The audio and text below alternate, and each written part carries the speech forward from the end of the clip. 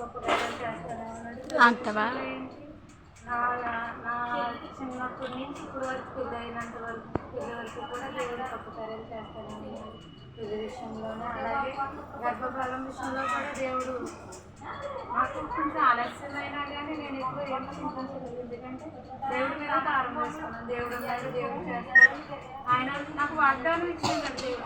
అదే విధంగా అదే దైవజనులు నాకు పెళ్ళి అయిన వెంటనే ఎవరికి కూడా ప్రార్థించలేదు. అలాగే నాకు ఆశీర్వాదం ఇచ్చి నాకు గర్భఫలం గురించి ప్రార్థన చేశారు. అప్పుడు నేను ఎంతో సంతోషించాను. ఎందుకంటే ఎవరికి కూడా ఐదారు పెళ్ళైన వెంటనే ఇలాగ గర్భఫలం గురించి ప్రార్థించలేదు.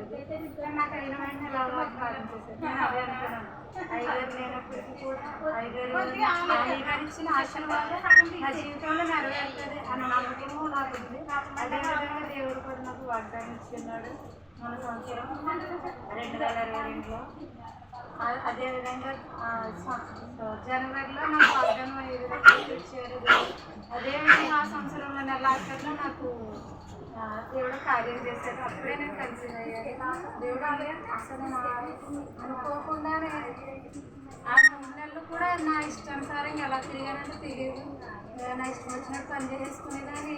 అలాగే ప్రయాణాలు కూడా అంతే ఎక్కువగా చేశాను. వైజాగ్ అలాగే గుంటూరు కూడా మీటింగ్ లాంటి మీటింగ్కి ఇలా చేశాను. ఇష్టం వచ్చినట్టు పైకి కిందకి తిరిగేసేదాన్ని, బట్టలు తీసుకునేదాన్ని ఎక్కువ. ఇంకా నాకు అసలు నీరసం అనిపించింది కానీ ఏమనిపించింది ఆ విధంగానే పని చేసుకునేదాన్ని. నేను అనుకోవాలి ఏంటో అంటే నాకు కొంచెం డేట్ లేట్ అవడం వల్ల లేట్గా వస్తుందేమో 3 నెలలు అయితే సర్లే డేట్ గురించి వెళ్దాం అన్నట్టు హాస్పిటల్కి వెళ్ళాను. హాస్పిటల్కి వెళ్ళగానే మేడం చెక్ చేసి అమ్మ నువ్వు కన్సీవ్ అవ్వాలి. నేను ఎంతో సంతోషించాను. అక్కడే ఎదురు వచ్చేసింది.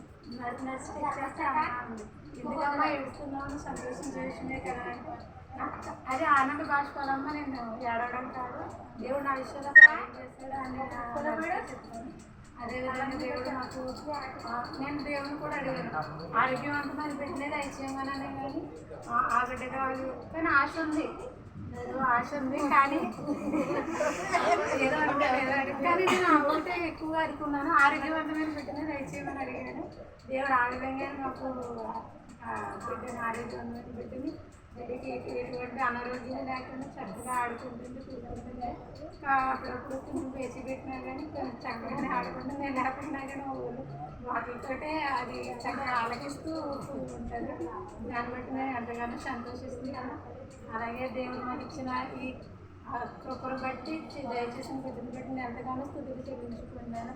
కొద్ది సాక్ష్యం. అలాగే మా కుటుంబం గురించి, పుట్టినింటి గురించి, మెట్టినింటి గురించి కూడా మీరు అందరూ ప్రార్థన చేయండి. అలాగే నా భర్త చేర్చున్న పని విషయాలు మీరు ప్రార్థన చేయండి. నేను చేర్చున్న చిన్న ఉద్యోగంలో అవలోకలు వచ్చిన వాటిని నేను కొంచెం దేవుడు ఎదుర్కొని శక్తిని దయచేసేలాగా మీరు అందరూ ప్రార్థన చేయండి. చిన్న సాక్ష్యం దేవుడు సాక్ష్యం.